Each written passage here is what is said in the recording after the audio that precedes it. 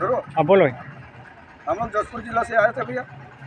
Mid day meal वाले हैं, रसोईया कर्मचारी है कि नहीं। आज अनिश्चितकालीन हड़ताल हम लोग का समाप्ति हो रहा है। हो गया समाप्ति। हम लोग अपने अपने घर जा रहे हैं। हमारे मुख्यमंत्री जी से निवेदन है कि हम अच्छे से जाएं और हमको जो है तोहफा के रूप में कुछ, अगर 2-4 दिन में 4 बजट बचा है उसमें आपको फिर से हमको कुछ तोहफा दे दे। धन्यवाद।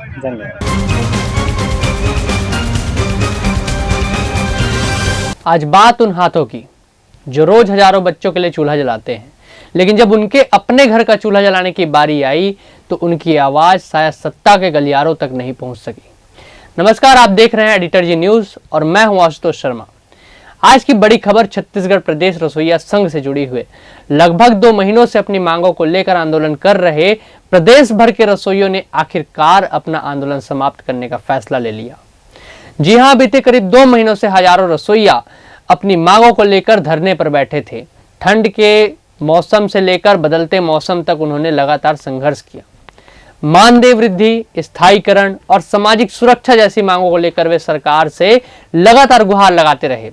उन्हें उम्मीद थी कि कैबिनेट की बैठकों में उनकी बात रखी जाएगी, लेकिन 2-3 कैबिनेट की बैठकें निकल गई, उनकी मांगों पर फिर भी कोई फैसला नहीं आया। इसके बाद उनकी आखिरी उम्मीद बजट से थी।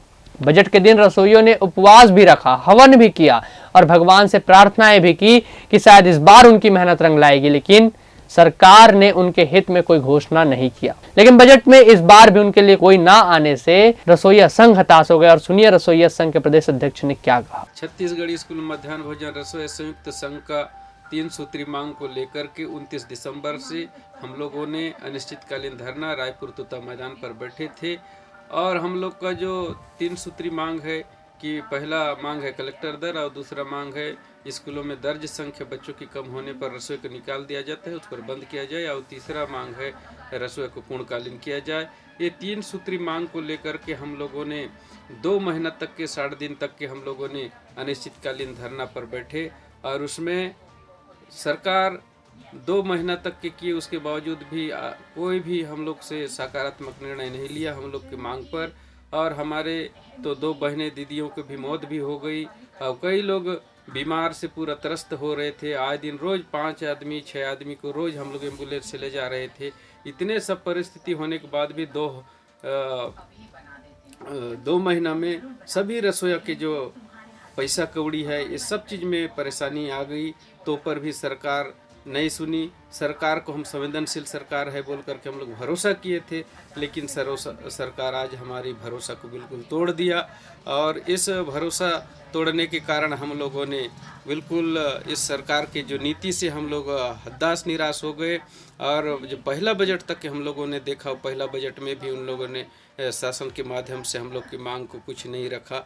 तो इसलिए हम लोग यही सोचे कि ये सरकार कभी नहीं करने वाली है, गरीबों को सरकार नहीं है बोल करके हम लोगों ने आक्रोश होकर के अब आने वाला 2028 में जो हम लोग चुनाव करेंगे, तो ऐसा हम लोगों ने सोच करके हम लोगों ने अपनी हड़ताल को स्थगित किए और सब रसोइया अपने अपने सब घर को प्रस्थान किए। मेरा नाम मेघराज बघेल, मैं रसोई संघ प्रदेश सचिव हूँ। बजट से निराश होने के बाद रसोइया संगठन ने बड़ा निर्णय लिया। उन्होंने ना तो उग्र आंदोलन का रास्ता चुना और ना ही टकराव की नीति अपनाई, बल्कि शांतिपूर्वक आंदोलन समाप्त करने और अपने अपने घर लौटने का फैसला किया। लेकिन जाते जाते उन्होंने सरकार से कई सवाल भी किए। क्या गरीबों की आवाज सुनने वाला कोई नहीं है? क्या सरकार केवल बड़े उद्योगपतियों की है? क्या उन रसोइयों के लिए कोई व्यवस्था नहीं जो रोज स्कूलों में बच्चों का भोजन बनाकर उनका पेट भरते हैं? 2 महीनों तक चले इस लंबे आंदोलन के बाद भी जब कोई ठोस परिणाम नहीं निकला तो सवाल स्वाभाविक रूप से उठता है कि आखिर सरकार ने उनके हित में फैसला क्यों नहीं लिया। फिलहाल आंदोलन तो खत्म हो चुका है, लेकिन रसोइयों की पीड़ा और उनके सवाल अब भी कायम है। इस पूरे घटनाक्रम पर हम लगातार नजर बनाए हुए हैं और इस पर हम बने रहेंगे। आप भी हमारे साथ बने रहिएगा और अगर ये वीडियो आपको पसंद आया होगा तो इस वीडियो को लाइक कीजिएगा, चैनल को सब्सक्राइब कीजिए, इस वीडियो पर कमेंट कीजिएगा। उसके अलावा हम फेसबुक, इंस्टाग्राम और एक्स पर भी हैं, वहां भी हमें फॉलो कीजिएगा। नमस्कार, जय जोहार।